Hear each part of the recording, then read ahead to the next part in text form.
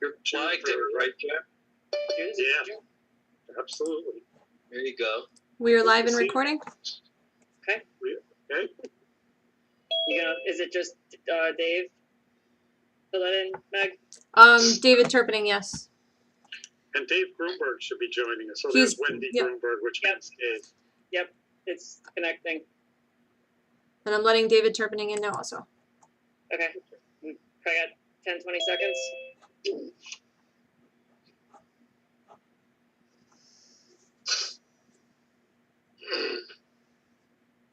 Hey everyone, Andrew here. I just wanted to say hello. I'll be listening in, but if anyone needs me for anything related to the comp plan, just let me know.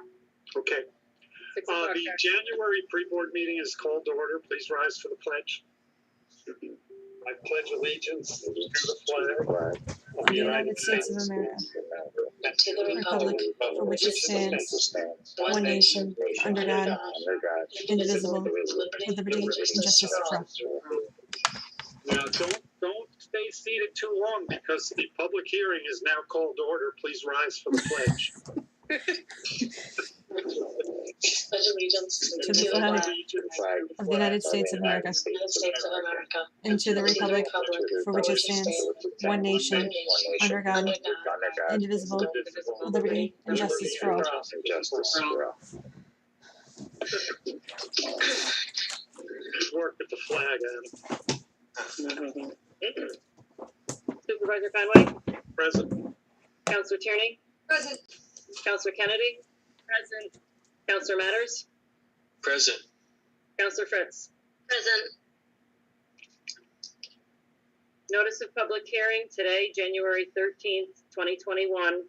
Please take notice that the Town Board of the Town of East Greenbush will hold a public hearing today, beginning at 6 p.m. to consider the following matters. The Town of East Greenbush Town Board will hold a public hearing as part of the town's ongoing efforts to ensure full opportunity for citizen participation in the preparation of the comprehensive plan and fulfill obligations under New York State Town Law, Section 272A. The meeting will be held remotely with remote participation available as outlined herein. The draft comprehensive plan document is available from the town's website. It can also be viewed at the town clerk's office or at the East Greenbush Community Library. The public hearing will commence at 6 p.m. pursuant to Executive Order number 202.1 issued by Governor Cuomo on March 12, 2020, and advisories issued by federal, state, and local officials related to the COVID-19 virus. Remote attendance and participation options shall be available through the use of Zoom, a web-based video conferencing tool with local desktop client smartphone applications that will allow board members and the public to participate electronically and remotely by audio and with or without a video connection. The meeting will also be live streamed on the town's YouTube channel. Important notes for voice-only participants. Please note that when dialing in, voice only, you may experience time on hold until being admitted to the meeting. To protect the privacy of your phone number, please call in dialing *67 before the call-in number. Please be patient upon joining the meeting. You will be provided instructions on how to deliver your comments once in the meeting. To view live stream, you can go to the town's YouTube channel. Written comment may be submitted to the CPSC by email to complanupdate@eastgreenbush.org or to the Planning and Zoning Department with the Town of East Greenbush at any time prior to the hearing. Pursuant to Executive Order number 202.1, this meeting will be recorded and transcribed and posted to the town's website by order of the Town Board, dated December 31st, 2020. Town of East Greenbush. Thank you, Ellen. Okay, the way we normally do public hearings is I'll ask 3 times if anyone would like to speak in support of the plan, and then I'll ask 3 times if anyone would like to speak in opposition to the plan. I think with something like the comprehensive plan, it's not so clear cut whether you'd be pro or con, but pick whichever one of those seems to fit you the best and have your say. So would anyone like to speak in favor? Yes. Good evening. I've had a chance to take a look at much of the documentation that's provided on the website. And I have several concerns. The first concern is that this has been going on for almost, 2 years now? Not quite, but and all of this year and a little bit of last. And we've had the COVID issue, and I know you guys are trying to work through all that stuff, and that's appreciated. But there's been to me, just being the exposure I have now, going to meetings, there has not been any kind of interest in these public meetings. That concerns me. The second thing is that looking at the documentation, it does appear that's going to be a lot of emphasis put on development of routes 9 and 20 corridor and the Route 4 corridor. And as you know, there's a lot of older neighborhoods along that stretch of road, both stretches of the road. And by rezoning, if that's what's going to happen, or the encouragement of more businesses to be put on Route 9 and 9 and 20 and also Route 4, there's going to be a lot of negative effects for those people who live in those neighborhoods behind it. And I can attest to the fact that I've been personally affected by it. The other thing is that my question in my mind is if the final document that goes for the board, the zoning document that goes before the board, the actual zoning law, is that going to be in another format similar to the current 2008 zoning law? Well, the format, yes. I mean, it'll be a zoning map and accompanying text, but doesn't mean that the zoning itself will be consistent.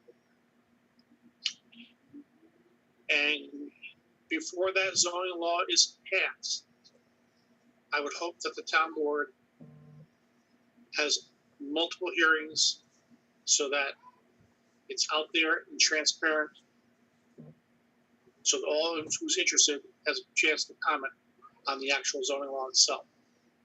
You guys have an awful lot of work on this, but my concern is the fact that there was a big push early on, and then very little public involvement. So I have real concerns about that. And I welcome you to prove you. Please set me straight. I'm not the only one who feels that. Well, the early on in the process, there was a lot of public participation. Nearly 800 people filled out the survey. 100 people came to one event, 70 came to another. But David, look, the zoning, this is a two-step process to begin with. The comprehensive plan gets done. It's a more generic kind of document. The zoning law has to be consistent with the comprehensive plan. The zoning law is going to be very technical.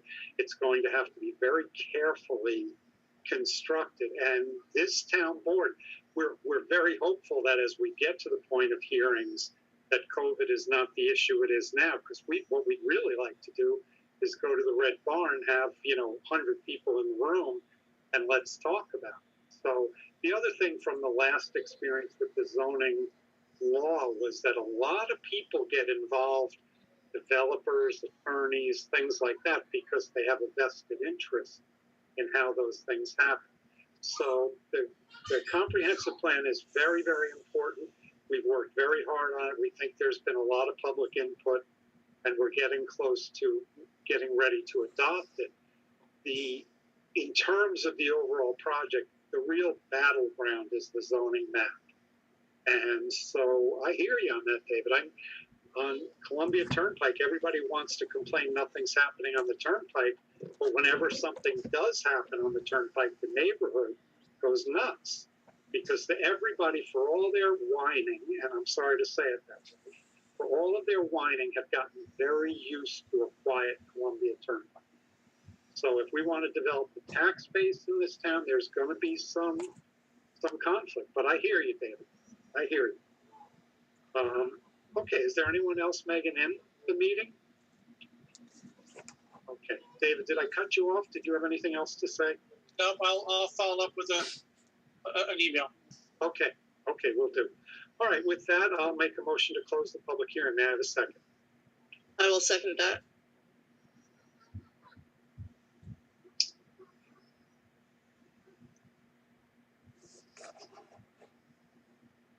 All right. Supervisor Conway, Yes. Counselor Tierney, Yes. Counselor Kennedy, Yes. Counselor Matters, Yes. Counselor Fritz. Yes. Okay, with that, we'll go to the agenda. There's quite a lot of resolutions. There may be one or two more. Monday is a holiday, so that'll cut down on some of the traffic between Freeboard and Town Board. But I think for the most part, 95% of, or close to that, of the resolutions are here. So let's go through them. Stop me when you want to talk about something. To begin with, there's two resolutions for meeting minutes. The first is the December business meeting, December 16th, and the second is the organizational meeting from January 4th. And in your package, you have copies of both. Thank you to the town clerk for providing those. After that, we have a resolution to recognize February as African American History Month. It's a very, very, very important resolution. We've done it for the last couple of years, and we'll do it again this year. The fourth resolution recognizes February 5th as National Go Red for Women's Day. And it really is focused on women's heart health issues. And as a man who just went through heart health issues, this is important, okay?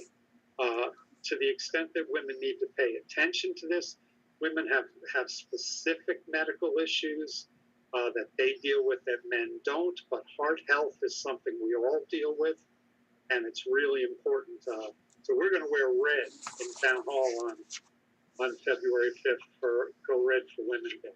Okay.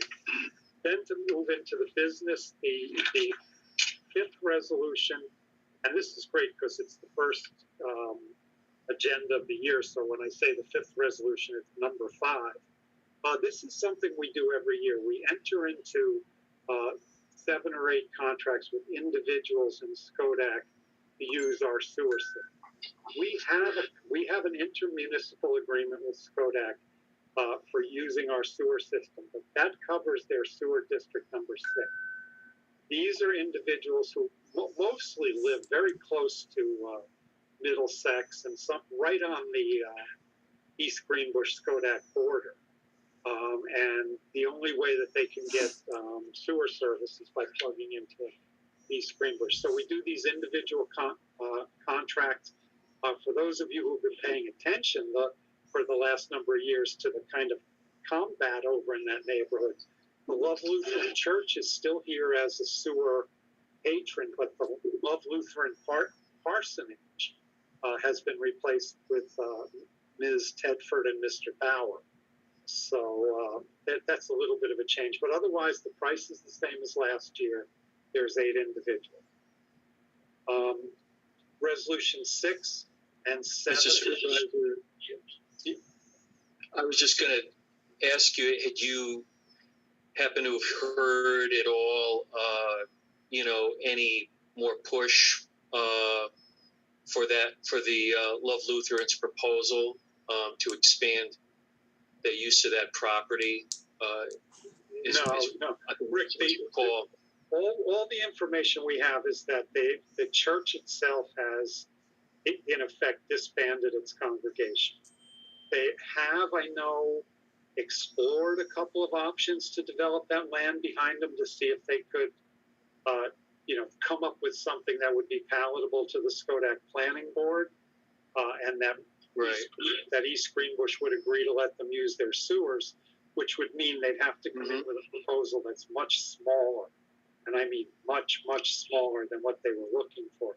But we don't have any official notice on them, and I think it's Delmar where there's a Love Lutheran Church that most of the congregation has joined. Gotcha. Thank you for that. 6 and 7 schedule the public hearings for the Best Luther Fire Company. One is for the Best Luther Fire District. It's a $142,000 contract, which is about $14,000 more than last year. And the other is for Best Luther to cover the 3rd Avenue Fire Protection District. And that one's just $150. Meg, isn't that about right? Mhm. $150 more than last year. The members of Best Luther will show up, hopefully by virtual means if we're doing that then, and they will tell us that's the best deal in town, and I can't argue with it. They cover the largest area of the 3 fire companies. They do a really good job. And one of the interesting things about Best Luther is more than any of the 3 fire companies, they have a tremendous number of young people, 17, 18, 19, and 20, who have joined the ranks and are training and learning how to be firefighters.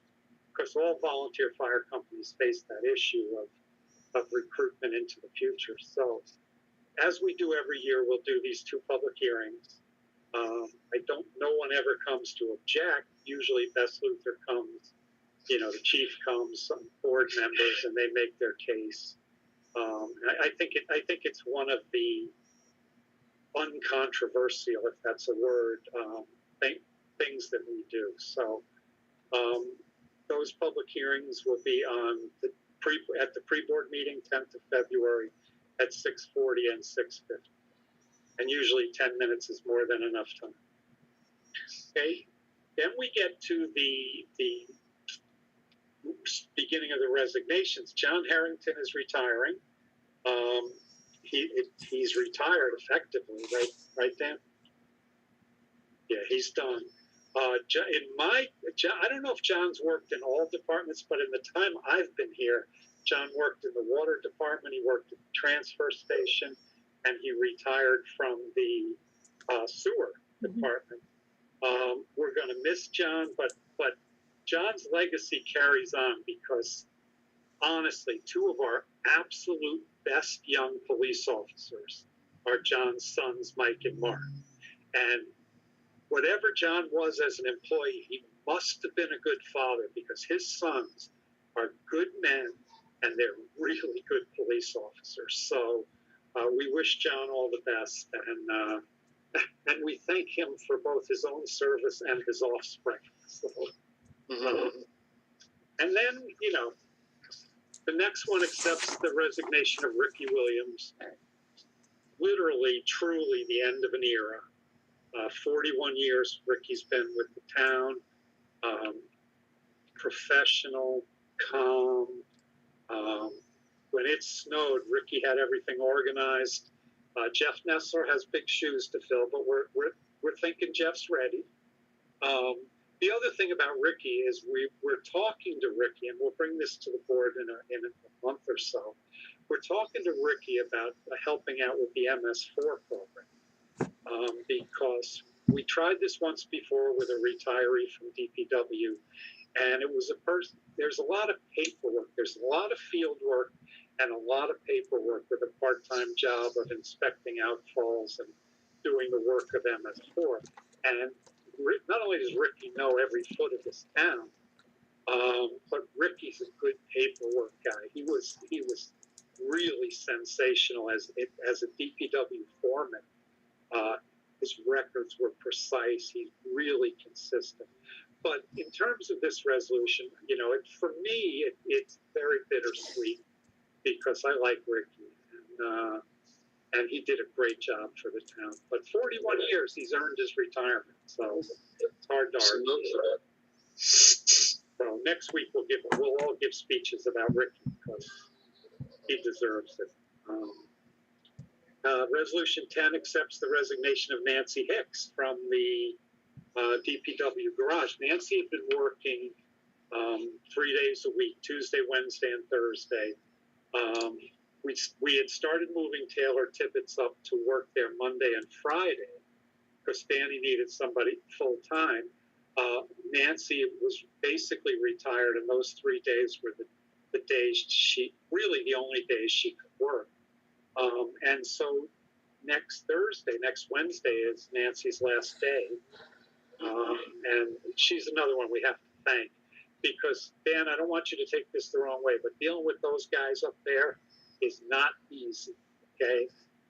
Right? And she's fantastic. She knows how to handle the guys. Yeah, she does. No doubt about it. So we'll miss Nancy, but then Resolution 11, what it does is it appoints Taylor full-time to the position of secretary, and that's not a typo in the title. The civil service title that we had to use is called Secretary to the Commission of Public Works. This works out really well because with COVID, the Community and Recreation Department really doesn't have the work for 2 full-time staff. So what happens here is Taylor moves with the same salary to the garage, and then about April or so, Mike Martin can hire somebody part-time, and we budgeted that part-time position for Nancy. So Mike can hire somebody as hopefully Community and Rec starts to get busy in the spring and summer. So that worked out really well, and Taylor loves it at the garage. She says way too many nice things about Danny. I'm like, I have to push back, can't let Danny get too swollen ahead. But Danny, she's doing great up there, isn't she? She's great. Yeah. And she's young. She brings a set of technology skills that we haven't had up there, and that could really help Danny move the department forward. So she's very happy about it. So, Yeah. Resolution, did you want to say something? No, I was just agreeing with what you said regarding moving the bit forward up there. Yeah, and Taylor did a really good job in the Community and Rec. Her and Mike kept that thing going. They created more fun in town in the last 12 months than we had any right to expect. And They did and both of them also helped out all over the place. Like when we get to the hazardous waste resolutions, Mike is using Rec Desk to do registrations. Taylor did the police collaborative meeting last night. So they've both been really flexible and really good about helping out.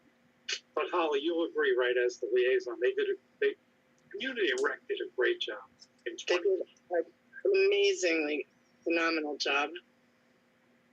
Yeah. And they both bring such a good attitude to work. Excuse me. But nice people. Resolution 12 appoints Jacob Hallenbeck to the position of laborer. You have in your package, you have the resignation letters from John, Ricky, and Nancy. You also have Jacob Hallenbeck's Rensselaer County application in the package. So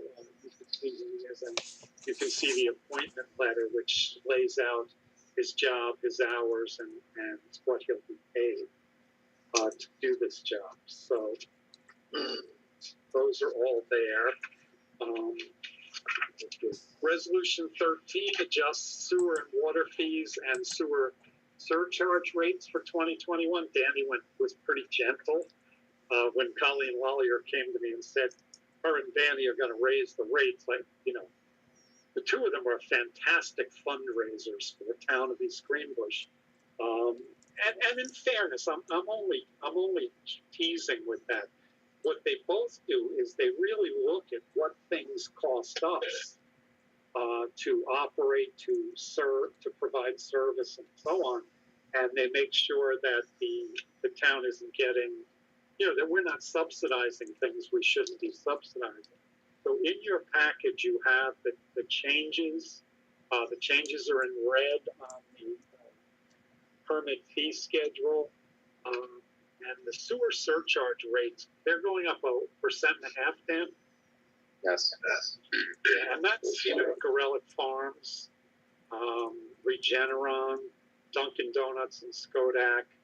These are people who crush our treatment plant. And someday, if you want, Danny will do a seminar on BODs for you.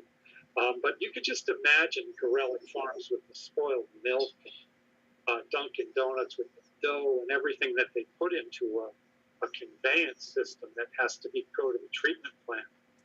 they really overpower our system. And what we did, we always had a agreement with Gorelick Farms, but once Danny got really good handle on the numbers on Colleen, then we really raised the industrial discharge permit rates for Gorelick Farms. Regeneron's nowhere near that kind of issue, but they still put pressure on the treatment plant. And Dunkin' Donuts, the Skodak contributions to our sewer system have been killing us. And what we were able to do with the town was we negotiated a new rate for them to pay, for their residents to pay, which was higher. But most importantly, we did an industrial discharge permit with Dunkin' Donuts. And that's really productive. We make a lot of money out from that, but no more, honestly, no more than we need to process what they put in the system. Mr. Supervisor, on George's statement, do you think, I know that's sort of the boilerplate statement that's sort of slipped in there. Do you think it would be appropriate to say that this resolution will have a positive impact on the town's finances? Yeah, George never likes to admit that. Danny and Adam are shaking their heads. They know this story. But let me ask George. That's a fair point. George will get out his calculator and decide how much this is going to. I mean, I think it will have a material impact, but certainly in a positive way, not a negative way.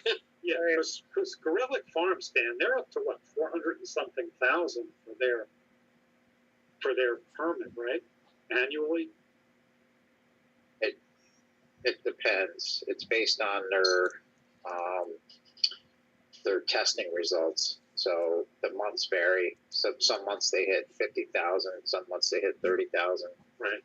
So it depends on what they have going on and when the testing is. Okay. But they pay a lot. They do pay a lot. Yeah. And of course, one of the reasons they pay a lot is because their only alternative is to create their own treatment system, which would be very, very expensive. Millions. Trillions, right. Yeah. So, okay. Resolution 14 authorizes a public auction of surplus vehicle and miscellaneous equipment. I mean, we have a Dura Blue diaphragm pump, basically my favorite diaphragm pump. I don't know what any of these things are. Okay. The pickup truck, I know what that is. A jumping jack hamper, a wedge walk-behind saw, a hydraulic walk-behind saw, a stone plate compactor, a hydraulic chainsaw, an easy lawn hydro seeder. I kind of have an idea what that is. A 3-inch discharge trash pump, 2 3-inch discharge trash pumps. This is why you have a Department of Public Works.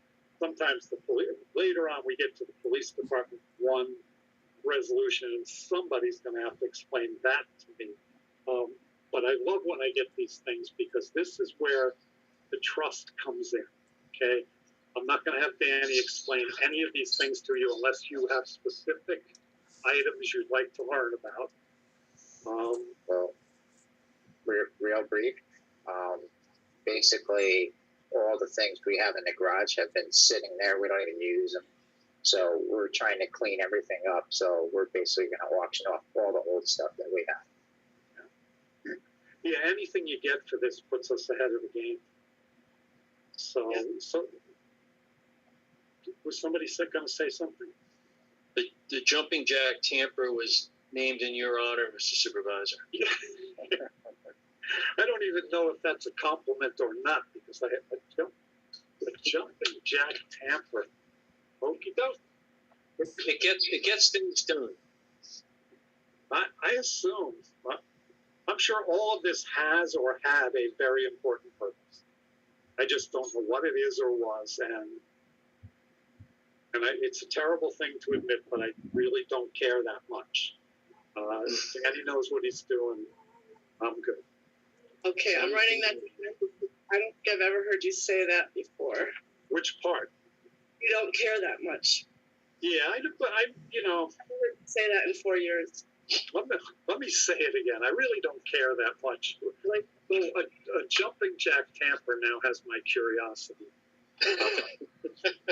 So I'm going to look it up is what I'm going to do. I'm going to figure that one out.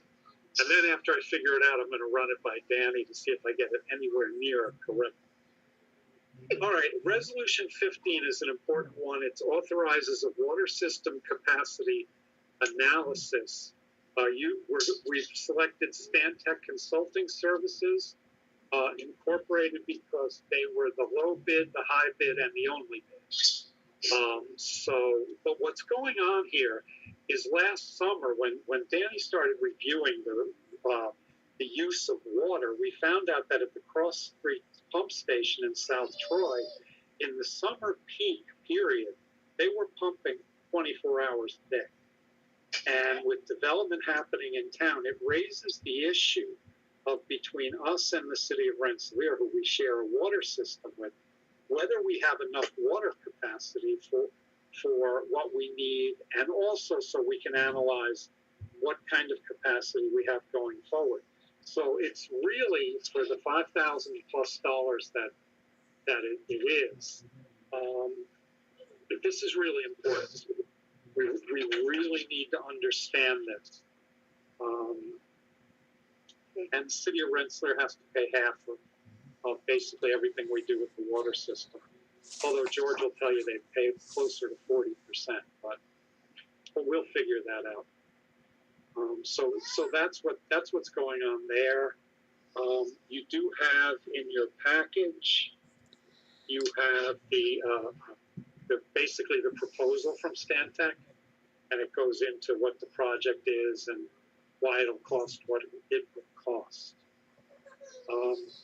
Resolution 16 is authorizing me to sign basically a contract amendment with H2M Architects and Engineers to provide additional professional services in connection with the upgrades of the pump stations on 3rd Avenue and Barracks Road.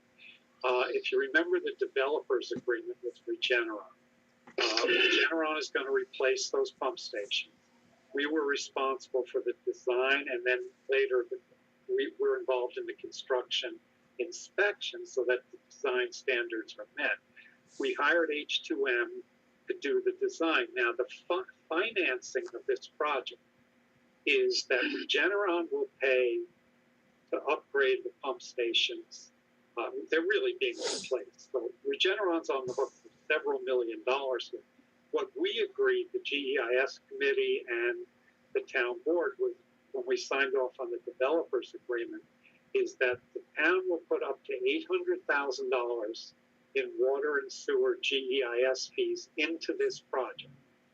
And what will happen with this amendment, and Adam, I didn't get the $12,000 amendment in yet, but that's going to have to be done between now and next week. It'll take us very close to the $800,000 that we're committed to spend. And if you remember the agreement, anything under $800,000, we have to give back to Regeneron as a credit. So we are, I mean, again, the things I shouldn't say out loud, we're committed to spending that $800,000. We had Ty and Bond do a feasibility study that led to this contract when H2M got working, and H2M is a top shelf, high level firm.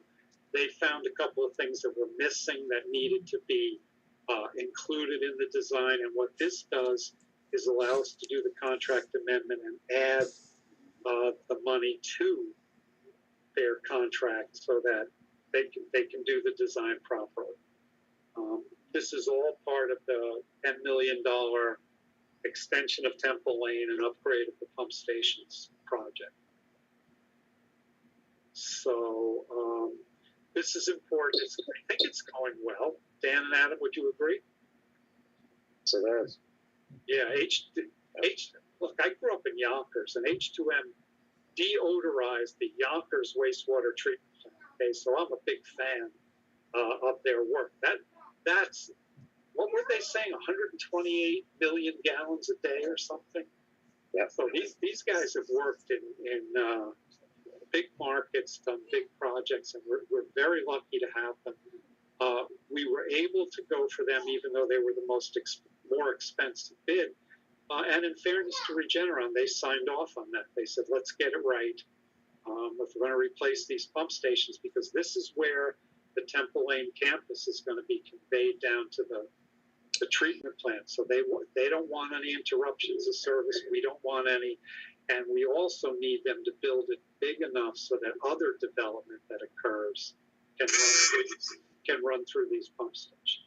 Yeah, if I could add too, part of the schedule has us going out to the permitting agencies with the design in I think at the end of April, and these two stations are extremely important for the commissioning of those new facilities at the campus. So there's a bit of a time push on that too. Yeah, and as the board knows, Regeneron is a unique corporation in that time is more important to them than money. They're a $40 billion corporation, so when they've got to put a few dollars into something to expedite it, they also are very interested in quality. So it's a good project, and what we're getting out of this part of the project is I think is really spectacular. And again, it's part of, to give Danny his due, it's part of an entire town-wide rehabilitation, reconstruction, and improvement of our pump stations. In the GEIS committee, we've talked about this a lot. We're doing work at Corliss. We're doing work all over town on the pump stations. But this is the centerpiece of the whole thing, because we're going to get two beautiful above-ground pump stations that Regeneron will pay for. And could I just ask Adam, does Regeneron understand that that there's, as the regulatory, DEC is a third party, so that in terms of their time take, because you mentioned the urgency in terms of this going forward, they understand that DEC's review of this is really out of the town's control, so that once you move this into DEC's court, that hopefully Regeneron understands that. I don't know if it's even appropriate for them to be reaching out to DEC in the context of this, transaction, if you will, regulatory transaction, but that we're not. I was just thinking in terms of the town. We're doing what we need to do on our end, but it does fall into that realm, so that they have to, sort of be appreciative of that aspect of it. Yeah, I mean, briefly, DEC has been at the table. They were at our kickoff meeting for the pump station detailed design with H2M. The regional division of water staff, Bonnie Starr and Derek Thorsland, have been really good. It's also related to their approval from DEC to connect to the town system for the manufacturing facility. So that's coming soon, and DEC has elevated that as a priority and provided Regeneron with some guidance as to how to phase the connection and the to the system and the flows and stuff. So we've been keeping DEC, Dan and I, in the loop, and they've been very responsive and engaged. So. Oh, great. But of course, when Regeneron does parts of their project that we're not involved in, sometimes the DEC link is not as obvious to them. And we've had a couple of issues where we have to say to them, what are you guys thinking? DEC's got to sign off on this. But they're getting better at that. It's not like the people who work for Regeneron aren't intelligent. So they learn through time. But that's a good question, Rick. Sure. Oh, thank you. And Rick, as you know, it's something that on our end Danny and Adam deal with those people all the time. Right. On multiple issues. So we have good face-to-face relationships with them, and we know how to do that. Sounds good. Thank you. All right, resolution 17. The chief's name is here. She's been very, very quiet, so I'm not overly convinced she's actually here. But I'm listening, Mr. Supervisor. Okay, well now you're going to have to explain to me what one Freedom Trailer Model 6x12 SA is. It's just an enclosed trailer. It's just a fancy name for an enclosed trailer that we can tow behind our SUVs. It's got to be sexier than that. I wish it were, but it's not. Yeah, and I want everyone here who's on this, especially the town board, to appreciate that between our Chief Rosinski and our Assistant Chief Reichert, this is the only resolution that the police department has on this agenda, which means in February they're going to be spending $4 million, guaranteed. But Chief, this is an important piece of equipment. It is. We have an old trailer that's been around since before I started. That is deteriorated. It's been sitting out on Mr. Blander's land for us as a courtesy. Okay. And it's rotted. It's turned into just something that needs to be destroyed.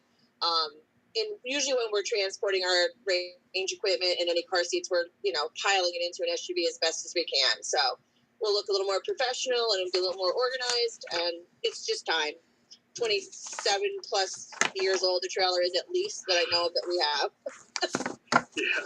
Okay. That's a convincing argument. And it's $3,535. So. Okay, Resolution 18, it authorizes me to sign an online auction contract with Auctions International. Megan, do you want to explain this one? This one's for the police department, right, Chief? Oh. We and the commissioner. okay, that's for both. No, don't throw Danny under the bus here. So, I knew you had to have snuck something else. This, though, is we're getting money back for when we auction off of old equipment. So this is a plus. Well, somehow you talked Megan into this. we've been using this this site for years. It's just basically every 2 years we have to sign the contract again. Okay. And they have a competitive commission rate, I take it? Mm-hmm. Yes, it's one of the Great. top ones in the area. Super. Okay, the next two resolutions are settling tax certiorari cases. They're not the same thing. One is with Greenbush Hospitality, the other is with Greenbush Associates. George has decided that the tax cert case with Greenbush Hospitality will not have a material impact because of the magnitude of the reduction, but he's also decided that the settlement with Greenbush Associates will have a material impact because of the magnitude of reduction. And Greenbush Associates, that's the tech park, isn't it, Adam? Yes. Yeah, these guys get away with murder, okay? Another thing I shouldn't say out public. Ellen, don't write that down. But, we have the Vincelette law firm. Dan does a really good job. He fights very, very hard. He's very aggressive on these cases. So these ones are kind of unfortunate. The assessor, Ms. McCarthy, says if I would only let her do a townwide reval of residential properties, we'd have made up 4 times or 5 times what we lose on the tax base from these settlements. But I don't think I think next year we're going to have to do a townwide reassessment of real property. 100% equalization rate. You agree with that, Rick? No, absolutely. And just to let you know, there was a question that came to my mind when you sent this out. I'm going to give Dan a call because we haven't settled these, so I'm not going to share openly at this point. In open meeting, what my question is. I don't think it'd be appropriate, but I will impart it later on to you once I get the answer. It's kind of a perplexing thing. I'm not sure how it's regarding the appraisal phase and what the provision is under the RPTL. And it has to do with the position of the town's interests in this sort of a case. But Okay. I will confer and report back with the response that I get later on. And what are your thoughts on a townwide reevaluation next year? Well, we were trying to use the 5-year period, really, right, as as the general rule of thumb, I guess. And certainly, we should definitely. I mean, I remember in 2007 when we dealt with this, and we went with GAR. I think it was a contract between us, Sand Lake, and Skodak, I believe, if I recall. Okay. One of the rules of thumb is when it comes to residential property, you generally want to go with a consultant that's more local. Yeah. For residential property. For non-residential property, it doesn't matter. Right. Because of the approach to value is such that it doesn't make any difference whether the consultant's an out-of-town consultant. But when you deal with your residential property, you really want to try to go with a consultant who really is more proximate to the subject properties. It's just a better. Generally, it's more of a rule of thumb, but it's just something that you kind of want to look at. But no, I think you're absolutely right. I think one of the things that so many municipalities fall into the trap of not wanting to deal with the politics of revals. Yeah. And you end up kicking that can down that road. And by the time you actually have to bite the bullet, you get what we had in 2007, which was practically, a revolt against the town, should I use that analogy, right? That is not a pretty picture. So I think we're definitely doing the responsible thing, as you're suggesting, by addressing this head on. So yeah, and the last one that we did, trust me, it doubled and tripled the work that we had to do in town hall. If you remember, we had to set up a second board of assessment review. We had several irate residents who came to many town board meetings. Sue is tough. But at the end of the day, we ended up with 100% equalization rate, and that's what you want. Exactly. And Sue's concern with this year is that we might slip below that this year. And COVID has had a very interesting effect on the housing market. For some reason, houses are flying off the market. People are selling, people are buying. And I think part of Sue, the intellectual part of her as an assessor, would have been very interested in kind of assessing and evaluating the COVID effect on that. But we'll revisit that. Well, quite frankly, I thought that because of the economic impact of COVID, that people were possibly, and I know there's been a lot of relief that's been granted to a lot of mortgagors, but I think my thought was that the market was kind of almost going to get flooded out a little bit with inventory, and that would kind of drop prices somewhat. But I'm not seeing where that's happening necessarily. No, it's not. Prices are high. Houses are selling quickly. The other side of the coin is, I think East Greenbush is a pretty hot place right now.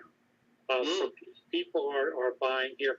We're seeing Regeneron employees wanting to move into town. So there's a few dynamics that are contributing to that. But it really is interesting. One of our sources of income is the mortgage recording tax.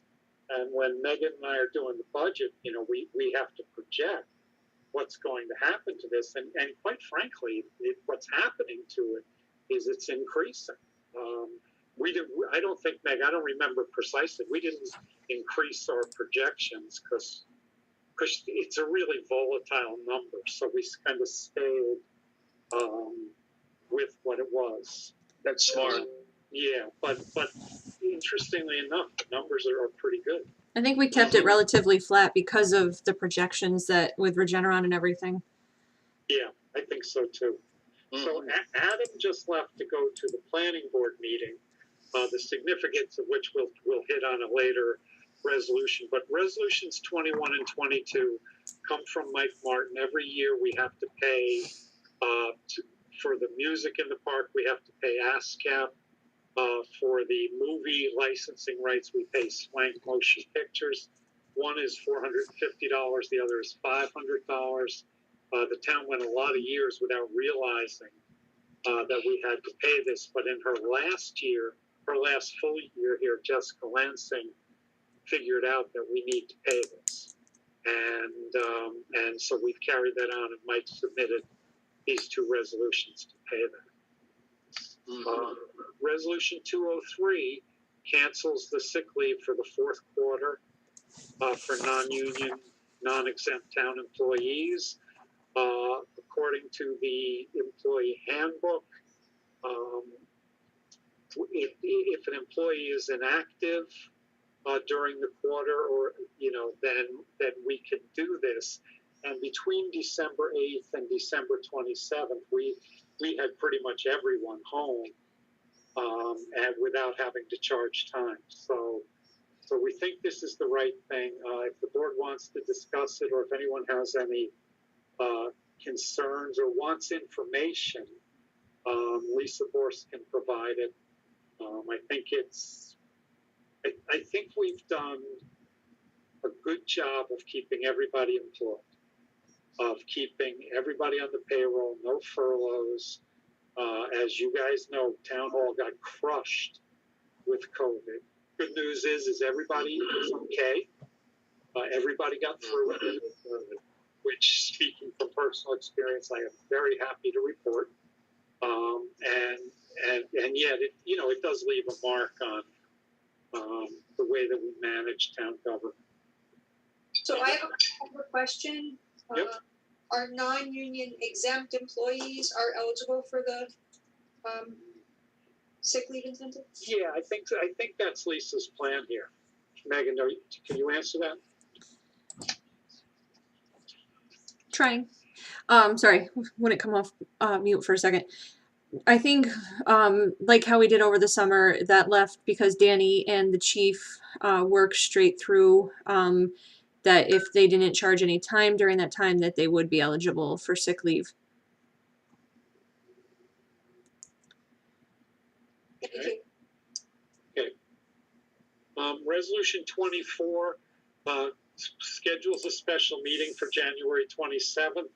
I think I tried to explain this on email, but what's going on here is we've got to adopt the comprehensive plan. The comprehensive plan steering committee did a great job of putting a draft in our hands that positions us to craft this into the right plan that we want. But it's going to take a lot of work. I've been spending a lot of time with the plan and with the appendices, and the appendices are just a fount of information if you want to learn about the town of East Greenbush. And I think what we're going to do on Friday, I'm meeting with Adam. Tina, if she can is going to sit in. I think Danny, if he can, is going to sit in. And what I want to do is I want to hear from Adam, okay? Adam is our planner. Adam was the facilitator during the comprehensive plan steering committee phase. He answered questions. He managed the process. He kept everything moving. But I can say this now because he's not here. We have the best planner in the capital region, and it's not even close. There's no second place. And Adam has formed a lot of different thoughts on the plan. For example, one of the recommendations of the plan is to go to form-based code in either helping Columbia Turnpike along or thinking about it either as a way to do zoning or as a hybrid way to do zoning. I believe from my conversations with him that Adam is not a big fan of form-based code, and we need to hear him out on it. So what I've been doing, he and I both have been studying the plan. We're going to spend 2 or 3 hours on it on Friday, just kind of clarifying issues. And then on the 27th, the board will meet, and so far we have no other business. We'll just workshop the comprehensive plan. Adam will be part of that meeting. Either Jackie Hakes or Andrew Gilchrist from MJ will be part of that meeting. I'm sure Danny will be part of that meeting. And what we're going to do is we're going to hammer out the kind of final elements of that plan. For example, there's a lot of very generic language on housing options. And I think we have to refine the way that this plan deals with things like affordable housing, the way that it deals with apartments. Because one of the things about the community survey that was very interesting is that some members of this board are not the only ones who are not big fans of apartments. When the community spoke on this, it was pretty clear what they were thinking about apartments. And we're in a position where we're getting a lot of proposals for apartments. So I think as a town board, we really have to specify a vision of what we want this town to be. So what I'm asking everyone for the 27th is to come prepared. Okay, I'm sure you guys have all read it, but come ready, come with your issues, come with your questions, and if you have anything that's problematic to you now, if you want to put out an email, we can discuss various aspects of it on email to prepare for that. But I do think that meeting on the 27th is our maybe not our last shot, but our best shot at making this the plan we want it to be. Yeah, can we get another printed copy? Because since the public hearing, I've been scratching notes and printing random pages, but can we get a full, clean copy? I can get that to you, Tina. Thank you, Ellen. Yeah, if anyone else wants to, sorry, Mr. President. If anyone else wants a copy on the board, just email me. And the other question is, do you want the appendices? Because that's a big. If the appendices, there was no changes into them, right? No, they should be the way they were. They're the same. So I have the first copy, but there were some changes since that, and so no, I don't need the appendices. Okay. So any of the board members who want either the plan or the appendices, email Ellen, and we'll get that. That's great. Ellen, you like the way I said we'll get that to them? And so if they email you, you and I will get that to you. We're a team. Got it. Yes, we are. Don't ever forget that. We're a team. Mr. Supervisor, just a real quick question. You mentioned the form-based code approach to zoning vis-a-vis the focus on land use. Yeah. Any discussion with MJ that has come out relative to, when you talk about when people in town and people generally talk about, bolstering up Columbia Turnpike in terms of, investment and development. Was there any discussion that came out in terms of what developers would want to see as a basis for, sparking their interest, form-based or land use based? Any? I didn't Was see there any sense of where they were going with that? No, I didn't see any on that specifically. I also think that when we finish the plan and do the zoning map, that's when we're going to be hearing from those people. I think that's really going to be important. What the plan does is it has activity nodes, it has gateway enhancements, all manner of things to work on Columbia Turnpike. And David Turpinning spoke in the public hearing there. It's not just straightforward what you can do with Columbia Turnpike. There are parts of the Turnpike where you want to preserve, like the historic hamlet up by Tina's house. There's right. Something. And there's an interesting ambiance to that. So it's not really obvious, but in terms of that question, I don't have any insight into that. I'll be kind of focusing on that because that's always been kind of a kind of always gnawed at me a little bit in terms of what if anything how it can be approached to achieve, the obvious end of sparking redevelopment on Columbia Turnpike to whatever extent would ever be practicable and appropriate, for Columbia Turnpike. But, it sounds like from what you just said, though, it's not a one-size-fits-all approach to Columbia Turnpike. Right, that's right. Right, gotcha. Yeah. And the other thing that the draft of the plan does, and Adam and I have spoken about this some, but clearly we'll be bringing this to the board, is it makes the Rensselaer County IDA our partner and friend. Mm-hmm. And I think it's very naive, and it's, let's reach out partnerships with the Chamber of Commerce and the IDA can help, because my biggest fear on Columbia Turnpike is that Columbia Turnpike gets revitalized without the town getting a tax base. And if that's the case, that's a lose-lose situation, because you increase the pressure on the neighborhoods, you increase the pace of activity through the town, and the homeowners of East Greenbush get to subsidize it. So for me, when I think, not that I do this often, but when I think of my legacy, like down the road, 5 or 10 years from now, I probably won't be around, but people are going to say, that Jack Conway, he really screwed things up, or they're going to say he did a good job or whatever. The way that my name and my reputation can be sullied to the greatest extent, and I would deserve every inch of it, is if Columbia Turnpike gets developed or overdeveloped and the town doesn't get a tax base from it. And I think that equation falls very heavily on what the IDA does in this town. So, but we'll talk about that on the 27th, because it is it really is important. The next resolution, and you have the winning proposal in your package, is the Phase 1 study of the Lakeshore Drive improvement project. The idea here originally is go one way around Lakeshore Drive and create a walking, biking, pedestrian path. Now, the decision came down to two firms. One was Stantec for $15,200, and the other was MJ Engineering for $9,600. So I want to explain a little bit about why we went for a proposal that was $6,000 more.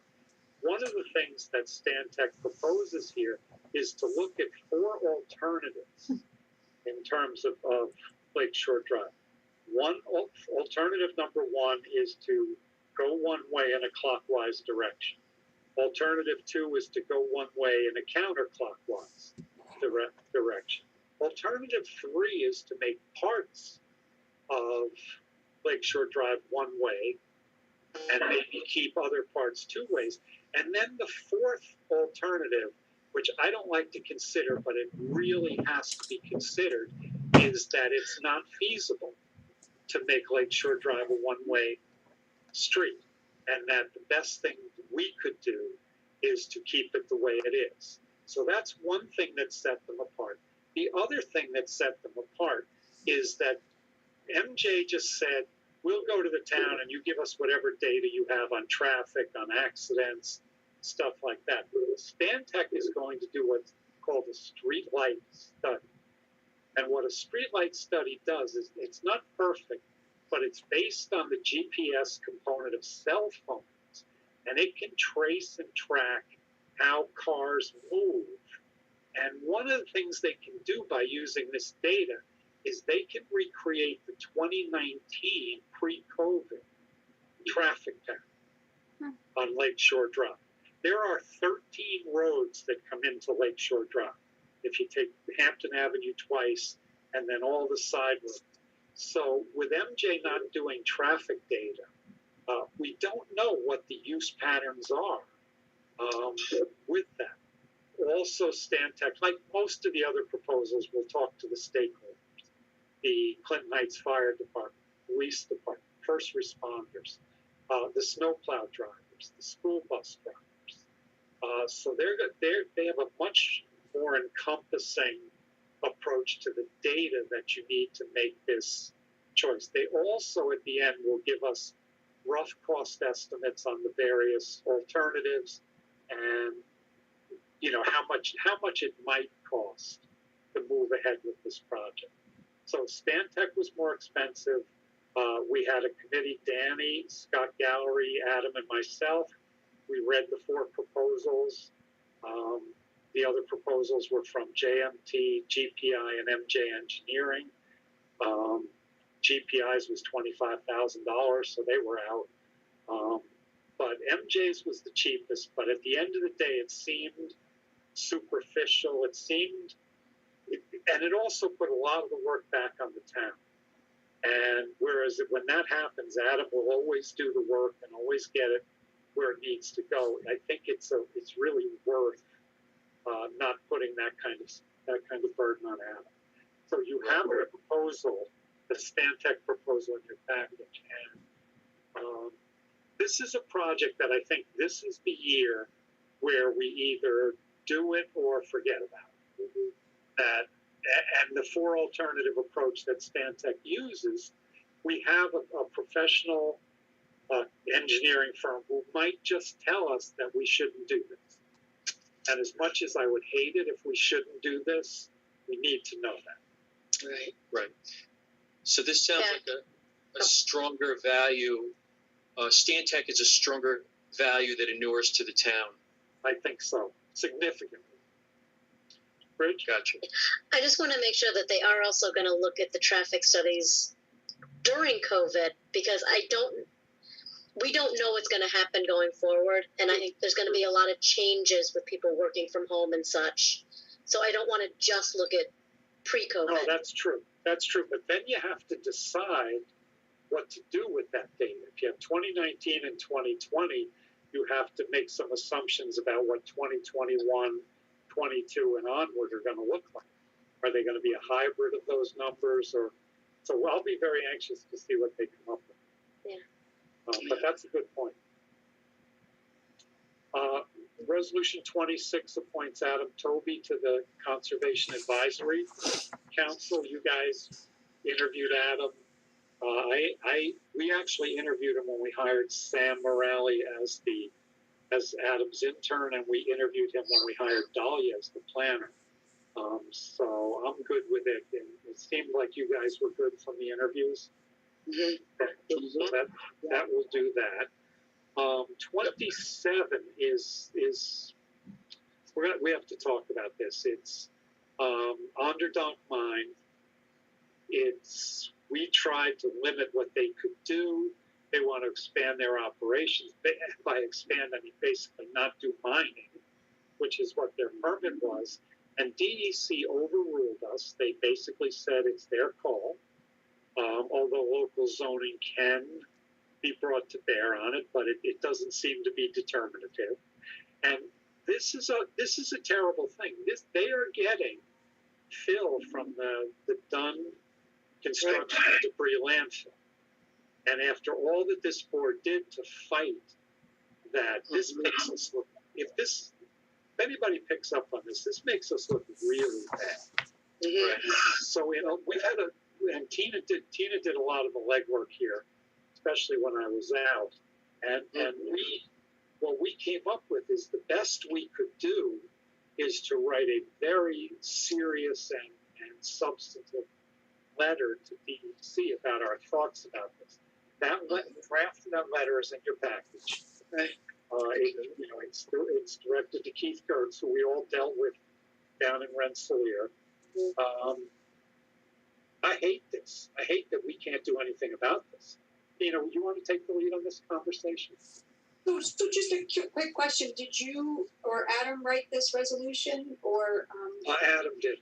Adam did great. Thank you for doing that. I'm really glad to see it on the agenda, and I forgot to put that in my email to you about the agenda. I'm really glad to see this. I mean, we are local control is being taken away, and that's It's absolutely the truth. And what these guys, these guys are doing something that they've been doing for a while. So they applied to DEC to get their permit modified. I think this is one of those things that certainly, Tina, I don't know if you agree, but if this came before the town board, this was a no. Right. Agreed. So you have the letter. We can tweak the letter. If you want to tweak the resolution, let me know. Put it on email. We can all chew on it. All right. So we want to look if we're complicit in what's going on here in this resolution. You know, this initiative, you know, by Tina really, you know, at least puts our mark on this thing so that, you know, we can point to this and you know, not have, you know, this thing reflect poorly on the town, you know. You think that's right? Gotcha. And Rick, I just want to be clear, I can't take any credit for anything that Adam did. Oh, no, Well, Tina.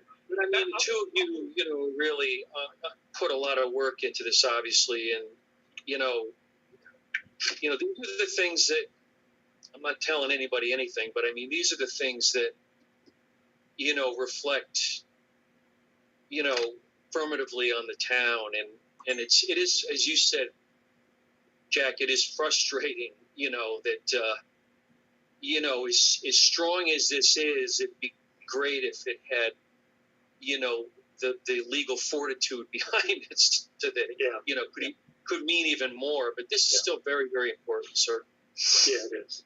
And I disagree with Tina. I take all kinds of credit for what Adam does.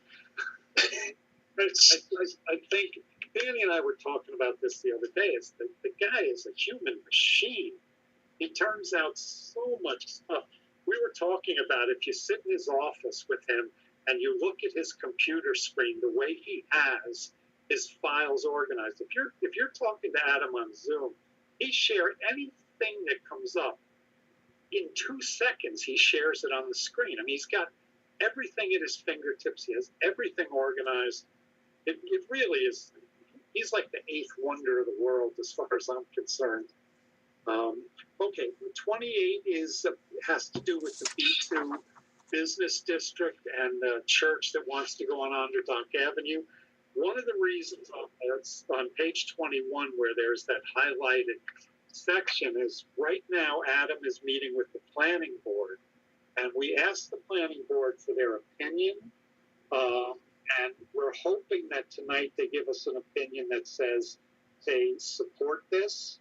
But even if they don't, I think they maybe, I don't know how much involvement you've had with this, but I know that there's a sense that legally we're kind of out on a limb here with the statutes, and that we really need to move ahead with this. Yeah, I think the problem is that the burden of proof is on us. In other words, the presumption is that religious facilities are permitted in zoning districts, and you have to have a very powerful rationale for excluding them. And in this zone, if you look at the you know, the resolution itself recites the section of the code that we're changing, and also the you know, the appendix which sets forth the uses in the various districts. There's all kinds of public uses allowed, you know, civic groups, all kinds of things allowed, and to sort of say, well, we're not going to allow religious facilities in here. I don't know how we would explain that. So I think there's no percentage in trying to resist this. I think we're doing better by accommodating it. I think that's yeah. It seems like we would lose, right, Dave, if they wanted to take us to court. I'm hopeful that sort of informs at least somewhat what the planning board says. Yeah. You know, they'll have some authority over what this thing looks like, parking, all those other things. But I just have a strong position here. Yeah, if there's going to be a battle on this project, it needs to be on the site plan. Yeah. You know, and so what will happen is if the planning board decides not to make a recommendation or makes a negative recommendation, Adam and I will rewrite this resolution, and we'll probably, you know, reflect that. But I think we have to go ahead and pass this. And one of the things we did as a board is we were moving really fast on this. And we held off till the January meeting to give the planning board time to take a look at it. So we treated them respectfully.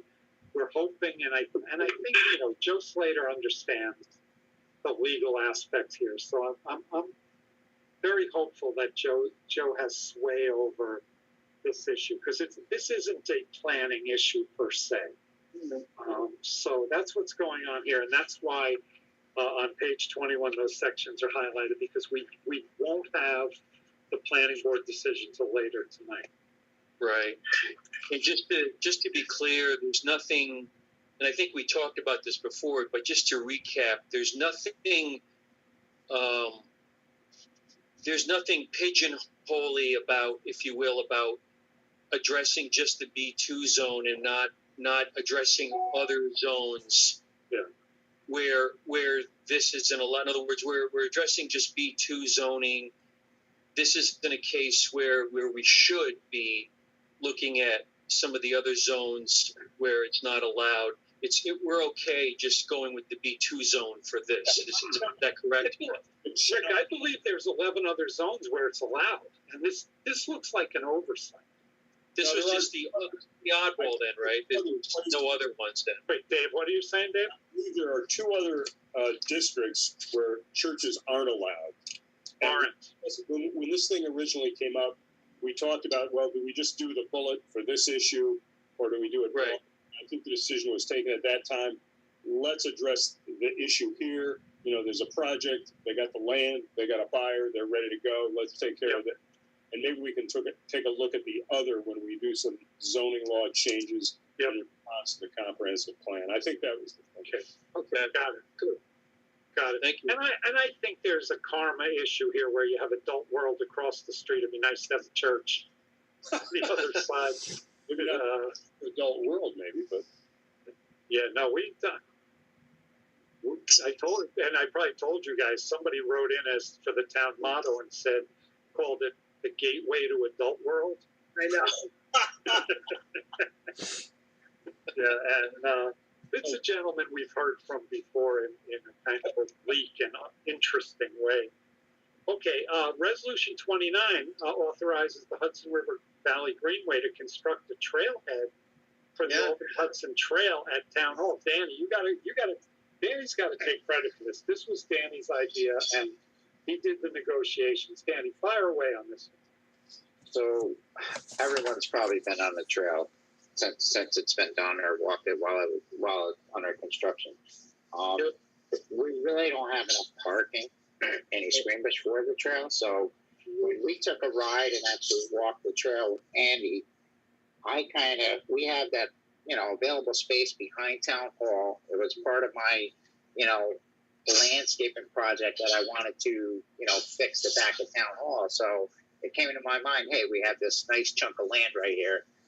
Can we use this? So Andy looked at it and they agreed that they would do it and put it into their project because they had money left over.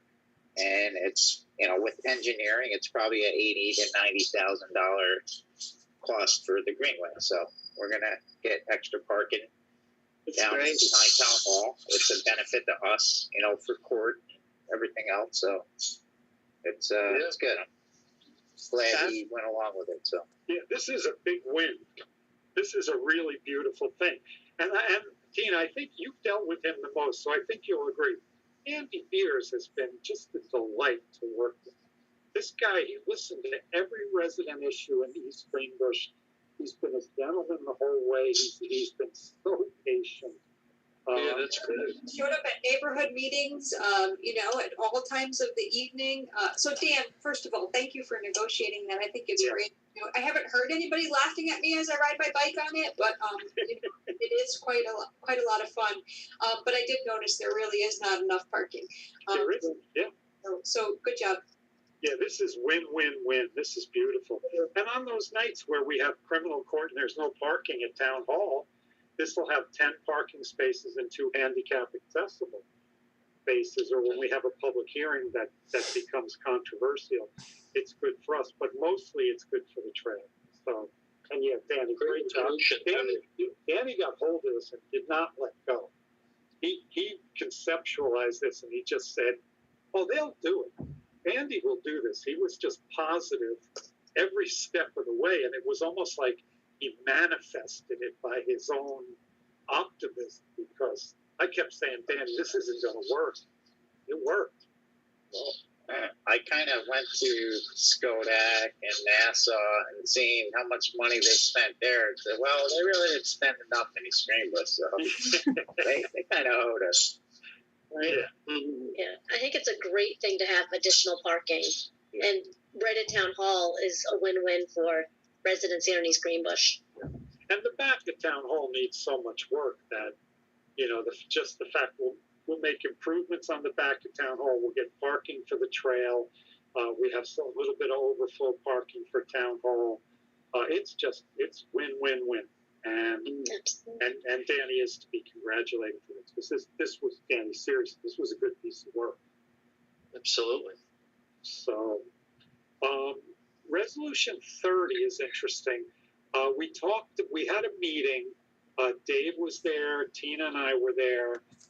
Jeff Pangburn was there as the chair of the zoning board. Bill Hesney was there as the attorney for the zoning board. Did I miss anybody who was in that meeting? And what's happened is we could have a 5-member zoning board or a 7-member zoning board. At the moment, we have 2 vacancies on our 7-member zoning board, and really no candidates to fill them.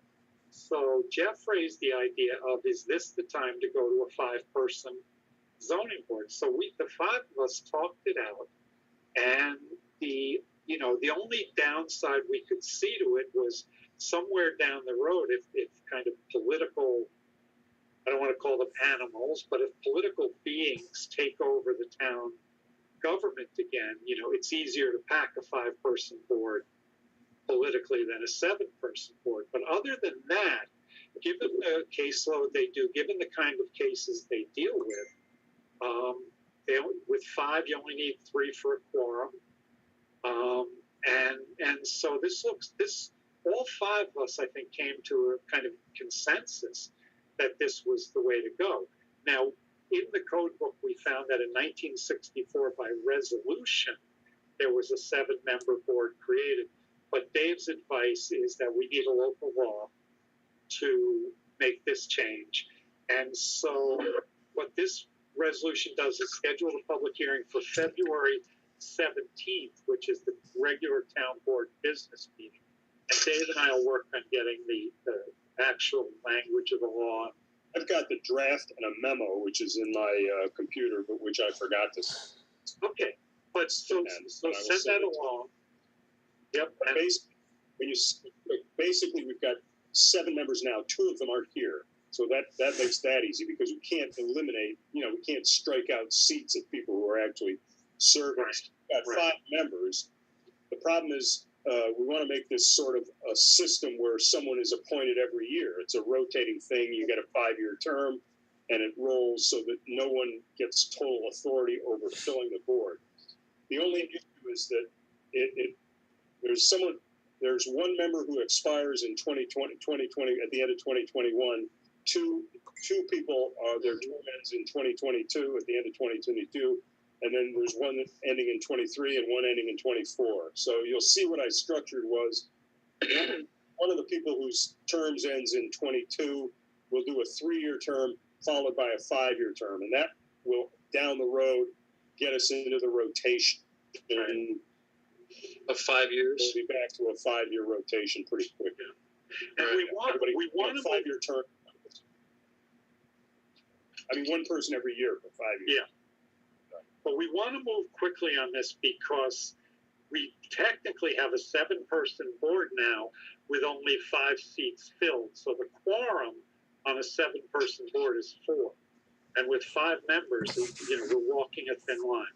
So in February, we'll do the public hearing, and then in March, if all goes well, we'll make this change. Resolutions 31 and 32 they put us into a memorandum of agreement with the city of Troy and the town of Bethlehem to do 4 household hazardous waste days in 2021.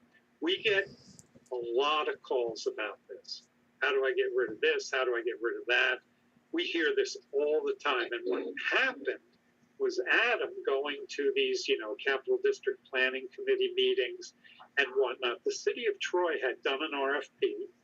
They had selected a vendor, and they were looking for partners for this project. Now, what happens is the town of Bethlehem and ourselves, the three of us are signing a memorandum of agreement. And what will happen is there'll be 4 days in 2021 that will be household hazardous waste day. We will host one of those 4 days at the transfer station, and our residents can participate in the other 3. I don't know if Dan, do you know if it's 2 in Troy and 1 in Bethlehem or vice versa? But 3 of them are not here. And I don't know the rotation, but I know we're going to rotate between the 3 municipalities. Yeah. And Mike Martin has kind of rejiggered Rec Desk so that people can sign up for this, because you're going to have to register for the household hazardous waste days. Now, the issue here is cost. It always has been. It's 45. Our part of it is 45,000, with the prospect of DEC reimbursing us for half of it. So at the very least, it'll be a $22,500 hit.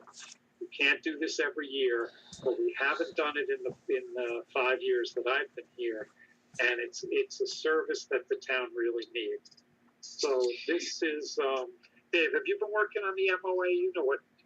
Yeah, the only issue they have some funky language relating to the indemnification of each other, and I want to make sure that our insurance people are okay with that, because they get skittish whenever you want to indemnify anybody for anything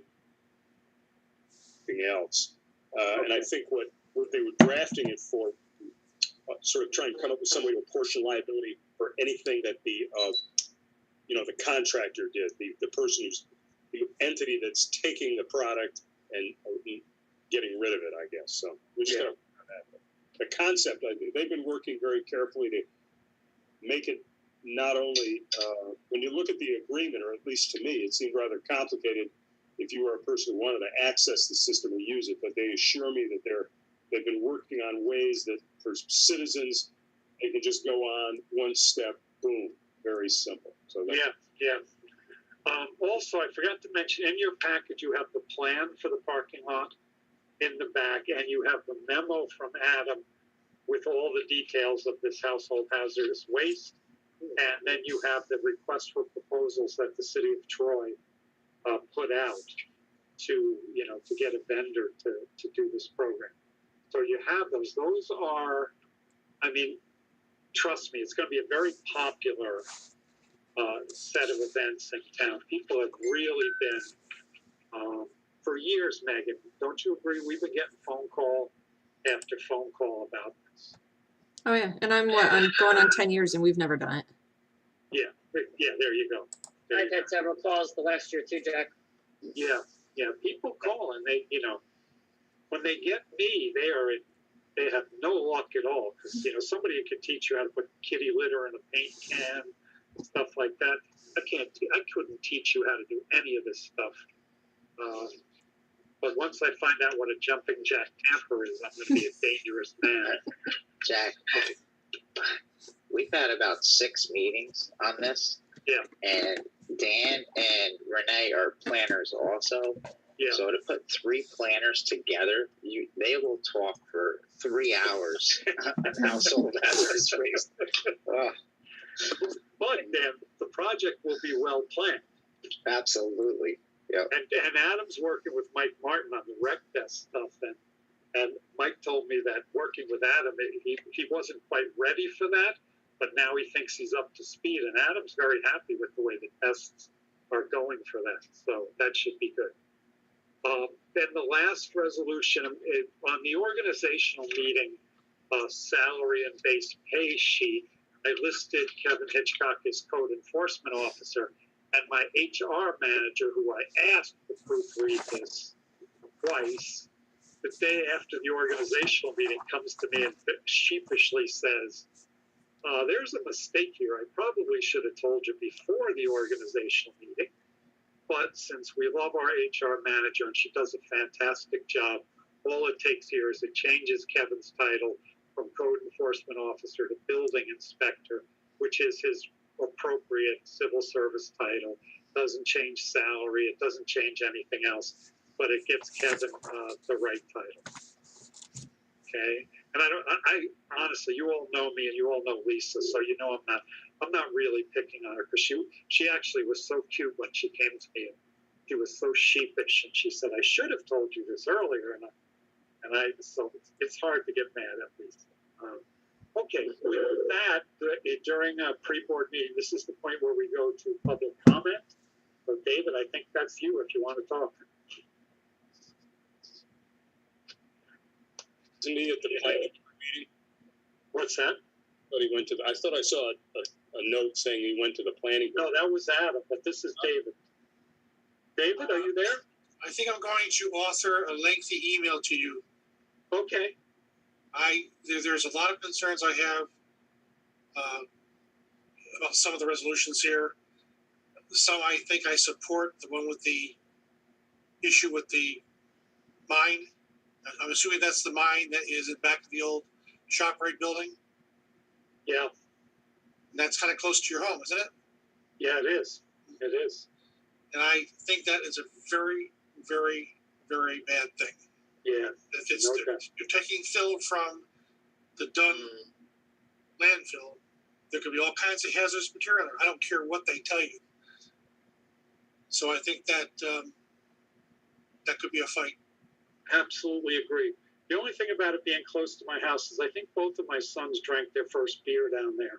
So it has some family nostalgia, but David, I 100% agree. All right, so you'll send me an email? I'll send you an email. Okay, great. Do any of the board members have anything to say before we adjourn? Just quickly, the public hearing gives us another opportunity to complement our comprehensive plan committee. They did a great job on that. Mm-hmm. And just a question for Supervisor Conway, were you going to mention the police reform and reinvention collaborative in the survey? No, but please, I should have, so why don't you do that? So we have a wonderful work group, really great group of deep thinkers. Our assistant chief, our chief have been engaged in all of the meetings. We are making a lot of progress, but we are going to collect data from the community via a survey that should be up on the website as soon as tomorrow morning. So we will get that active, but we really want to encourage people in East Greenbush to complete that survey. It's 25 questions. It's not that long.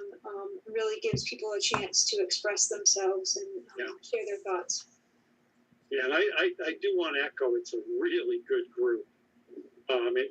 Tina and I are on it, the chief and the assistant chief are on it, and we have 5 members of the community who are doing the work, absolutely doing the work, and they are really smart, engaged people, and so we will meet our deadline. We will get this done, and it'll be something we're very proud of. And it also, the survey will hopefully not just give us data for the plan that we're putting together, but it will help us understand. The chief and Elaine and John can look at this, maybe pick up some good ideas. I think first off, my prediction is that the community will be very supportive of the police department in this survey. But we might get some good ideas. We might hear some things we need to hear. The police department itself, there's a separate survey for police officers, which is anonymous and confidential. So hopefully a good number of officers will fill it out so we can get a good feel for what they're thinking about the issues that we're dealing with. But I do want to thank Tina, because Tina's done an awful lot of work for this collaborative. And she keeps sending me stuff and tells me to run the meetings. So it almost looks like I did the work. So just as I take credit for what Adam does, I'm now taking credit for what Tina does. But Tina's work on this collaborative has been first rate. So I want to acknowledge that and thank you. But I encourage you all to do the survey. Absolutely fill out the survey. So, any board members have anything else? So I know you mentioned, I'm sure Roger Johnson has been very, contributory, as he always is, certainly, especially in this effort. But I think you mentioned someone from Mary Pat Donnelly's office was part of the group? No. The committee consists of the four of us, Roger Johnson, Maria Barrington, Ingrid Werg, Robin Cole, and a young gentleman named Aaron Matthews, who's a senior at Columbia, and who is just top shelf, just a great kid, great human being, and who is very poised. I mean, he holds his own. He doesn't like look at us old folks like, okay, I should be quiet here. He does a great job. So it's basically 9 people. Berthlyn Terry was invited, but she hasn't responded to emails or come to any of the meetings. So it's the 9 of us. And we do have input from mental health people. We have, but if you Robin Cole, she presented before the town board. If I say that right. So we have mental health professionals. We have Roger. We have a young African-American student from Columbia. It's a really, really good group. And the other thing, we've had 3 meetings, and I think the dialogue has been so respectful. And if any of you know Maria Barrington, you know that the woman is a treasure for the town of East Greenbush.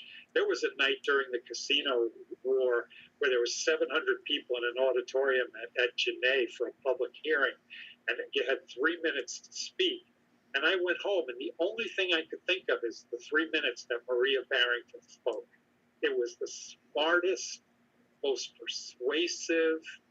It was unbelievable, and she's really, really I don't want to say come into her own. She's always been like this, but she's been so good on this collaborative. So we're very proud of the way the process is going and of the group, and and we're teaching Elaine and John a lot about policing. They're I see John taking notes every time I talk, so I think that's a good sign. So okay. So with that, I'll make a motion to adjourn. May I have a second? I'll second that. Supervisor Conway? Yes. Councilor Kennedy? Yes. Councilor Tierney? Yes. Councilor Matters? Yes. Councilor Fritz? Yes. Okay, thank you, everyone.